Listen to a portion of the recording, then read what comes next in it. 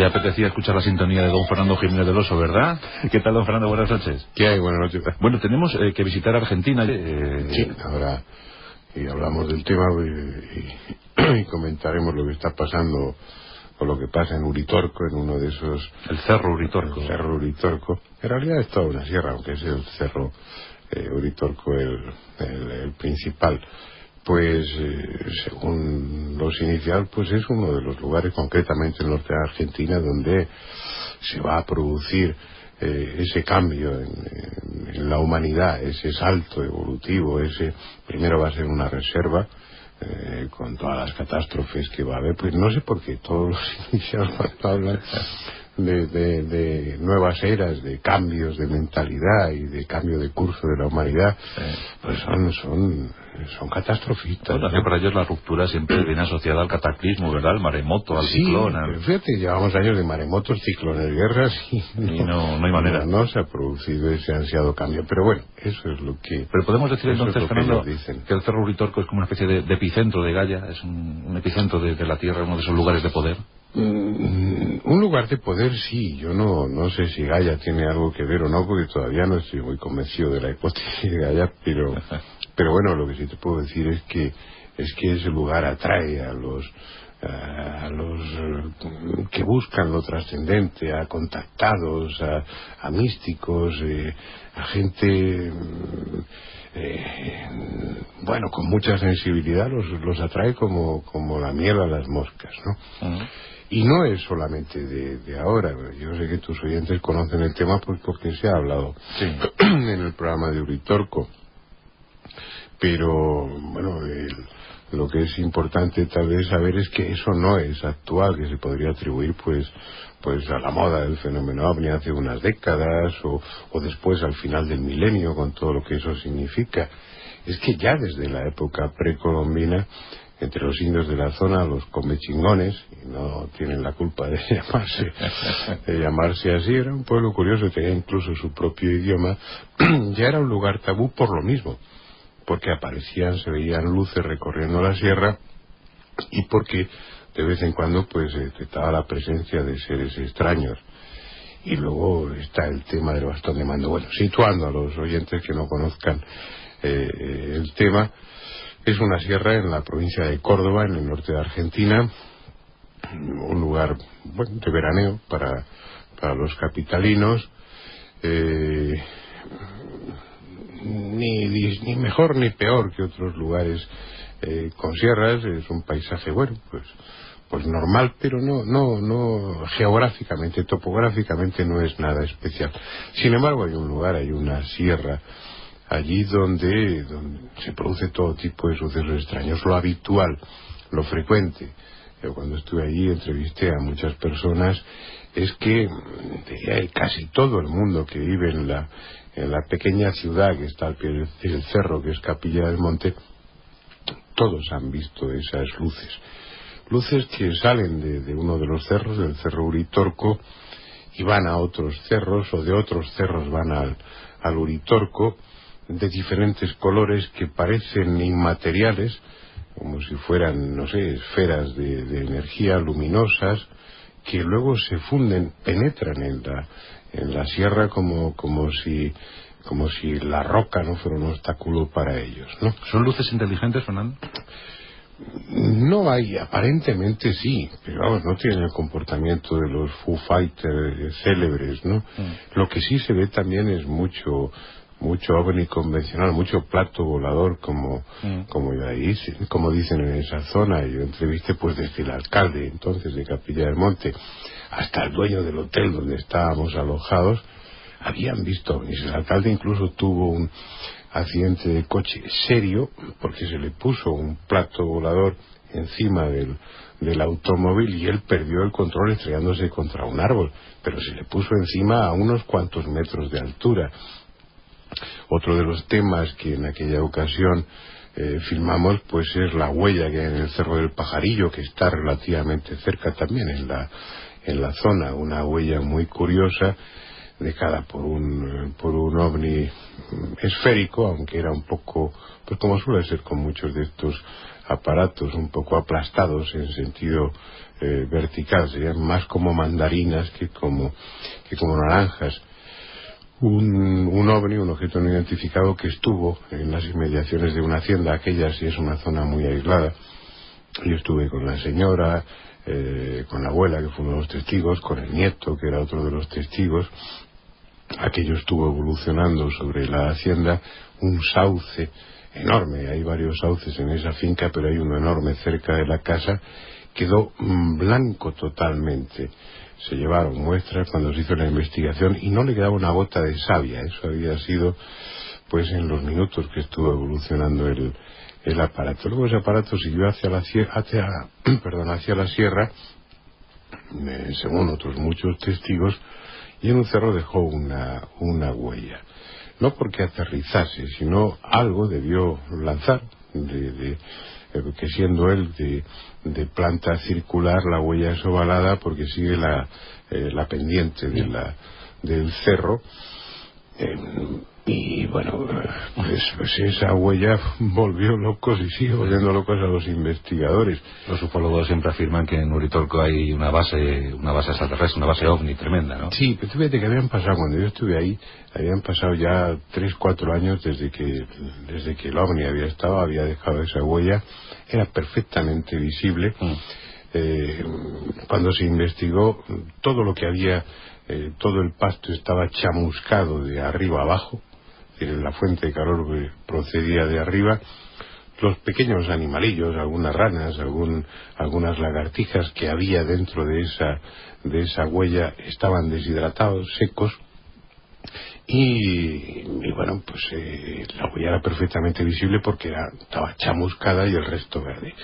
Al año siguiente hubo un incendio por causas naturales. Y entonces ardió todo el pasto de esa zona, excepto el pasto de la huella, con lo cual se produjo una imagen en negativo. Todo el cerro y las inmediaciones chamuscado y de color oscuro, y la huella perfectamente verde. Es algo que no se entiende en absoluto. Y fíjate que estando verde la huella del interior de la huella, el ganado se negaba a pastar, se negaba a comer, bordeaban la huella y se negaban a comer del interior. Cuando yo estuve, el jamelgo que yo llevaba, no sé si porque el pobre ya tenía una demencia senil por los años, ¿no? O estaba tan mal alimentado, estaba escuálido, sí comió del interior de la lleva, pero seguían produciéndose perturbaciones electromagnéticas y habían transcurrido 4 años. Si yo estaba dentro de la huella y el técnico de sonido fuera, llevaba un micrófono inalámbrico, había interferencias. Cambiábamos de lugar y también las había, pero si los dos estábamos dentro o fuera, juntos, no había interferencias. Todavía queda algo allí. Y seguramente ya han pasado bastantes años, todavía esa huella puede dar juego a nivel de investigación. Pero es uno de los muchos ejemplos de lo que sucede allí.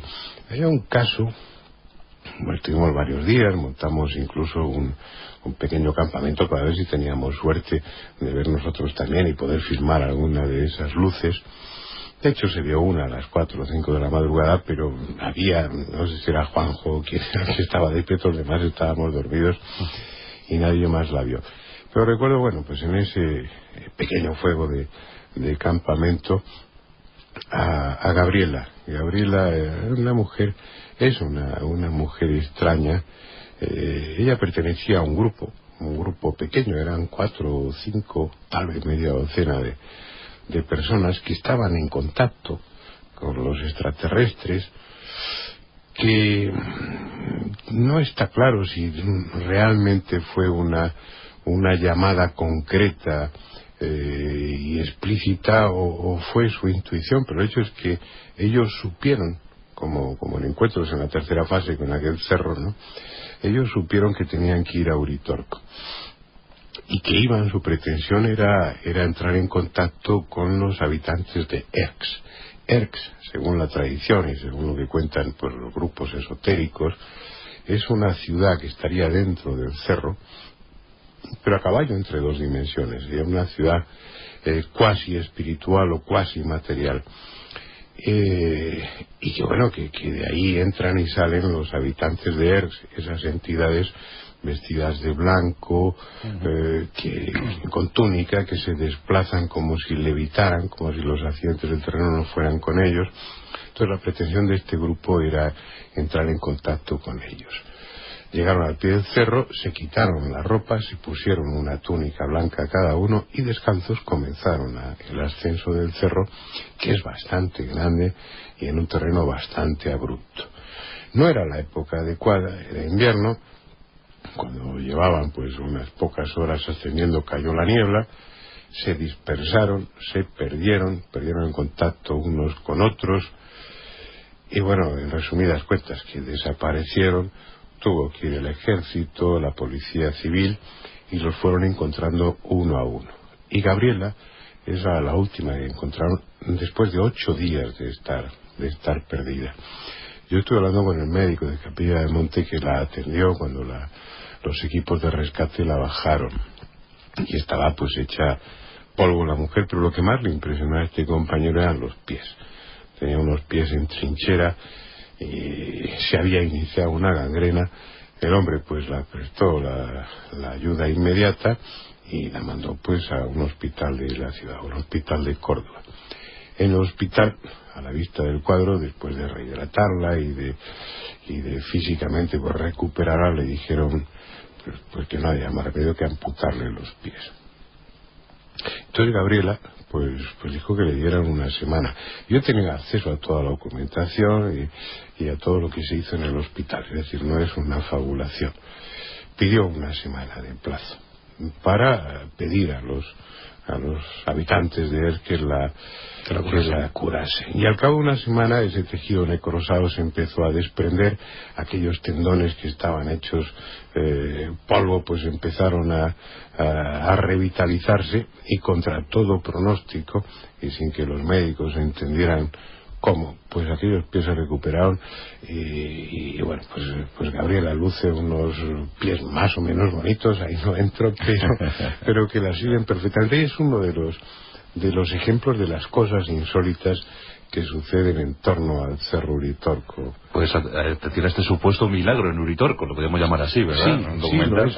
Pero tú ves que yo me he enterado después por otras vías, hay muchos grupos esotéricos de Europa que van en peregrinación en pequeños grupos periódicamente al Cerro Uritorco. He hablado con bastantes de esas personas que afirman haber estado en la ciudad de Ers, o cuando menos haberla visto. Es decir, es un tema que trasciende lo local. Yo creo que es algo que todavía en estos próximos años igual adquiere más protagonismo del que ha tenido. Los iniciados, y al decir iniciados, obviamente entre comillas la palabra, me estoy refiriendo a gente que aparte de esos impulsos de ir hasta allí, aparte de ese tipo de experiencias o de esa búsqueda o de ese reconocimiento de unas cualidades especiales del lugar, es gente que sabe de lo esotérico, es gente que tiene una formación a ese nivel, que tiene también grandes conocimientos de historia y de filosofía y de simbolismo. Y me estoy refiriendo ahora, en este caso concreto, a un profesor ya desaparecido, profesor de universidad, lo fue de antropología y de sociología, pues en la Universidad de Buenos Aires, en la de La Plata, en la de Córdoba, un viejo masón de estos clásicos, con pues no te voy a decir que filonazi, pero desde luego filogermánico, es decir, alguien muy enamorado y muy interesado en la mitología germana y del norte de Europa, y un hombre con grandes conocimientos que nadie le puede discutir, ¿no? Bueno, pues uno puede discutir sus teorías, sus hipótesis, pero no sus conocimientos. Entonces, este fue el hombre que nos puso en contacto con el bastón de mando, porque de los pocos restos de ese pasado en torno a Uritorco había uno especialmente importante, que era el Shimiwenki, un bastón de mando llamado así, que, ahí Terrera mezclaba muchas cosas, que había tradiciones en el Himalaya, tradiciones en diferentes lugares iniciáticos del mundo donde se hacía referencia, donde se hablaba del bastón de mando que había en el continente americano. un bastón de mando, un cetro, que su destino sería ser empuñado por aquel que iba a cambiar el destino de la humanidad. Entonces, también está ahí, para Terrera no había ninguna duda, para mí simplemente es un rumor más. Se dice que también Hitler mandó una expedición a esa zona para localizar el bastón de mando y hacerse con él. El que de verdad lo consiguió fue un tal Orfelio Ulises, que bueno, también era un masón, y era un hombre muy inquieto, pasó muchos años en el Himalaya y encontró, él supo exactamente dónde tenía que cavar en el Cerro Uritorco para encontrar ese bastón de mando legendario, del que había referencias pues que recogieron los cronistas a través de los indios, aunque obviamente no el lugar donde estaba. Encontró ese bastón de mando, ese Simiwinki, y eso fue en el año 34, y luego después de tenerlo se lo pasó a Terrera. Y bueno, pues estuvimos obviamente en casa de Guillermo Alfredo Terrera, de este hombre desaparecido hace unos pocos años, viendo el bastón de mando de los comechingones que supuestamente empuñará ese nuevo líder del mundo, ese propiciador o cabecilla del cambio que va a experimentar la humanidad. Y es una pieza asombrosa, es una pieza de basalto, mide 1,10 m de longitud, pero en su parte más gruesa el diámetro es de 4 centímetros. Es decir, es algo tan estilizado, de una piedra de origen volcánico muy densa, perfectamente pulido, y a uno le cuesta entender cómo gente de la edad de piedra, es decir, no había metal entonces, en la antigüedad que se le dio el bastón de mando, según el Instituto de Arqueología de la Universidad de Córdoba, fue de 8.000 años. 8.000 años. Es decir, no estamos hablando de una pieza de ayer. Esa gente estaba en la edad de piedra cuando talló, si es que fueron los comechingones los que tallaron. Uno no acaba de entender cómo se puede conseguir una pieza, imagínate, 1,10 m y en su parte más ancha, más gruesa, 4 centímetros de diámetro. La pieza es de una belleza y de una exquisitez. Bueno, pues la estuvimos firmando, la tuvimos en las manos.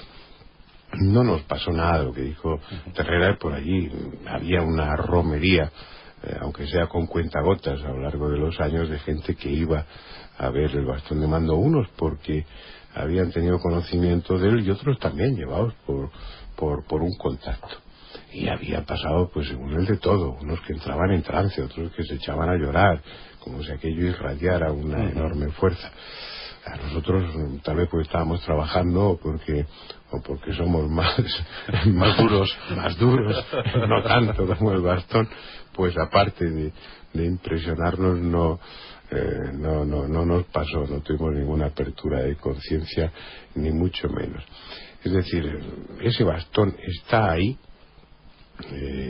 según me contó pues Miguel Blanco, porque él estuvo hace poco tiempo ahí, había muerto Cabrera, era su hijo el que se había convertido en depositario del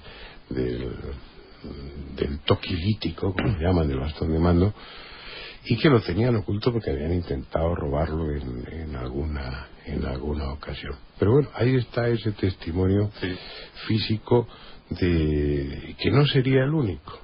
Pues insisto, el fenómeno ovni se vincula con lo místico y se vincula con los cambios que supuestamente ha experimentado y experimentará la humanidad, y se vincula también con los lugares de poder, ¿no? Pues hemos conocido cosas sobre el bastón de mando de los comechingones. ¡Ojo!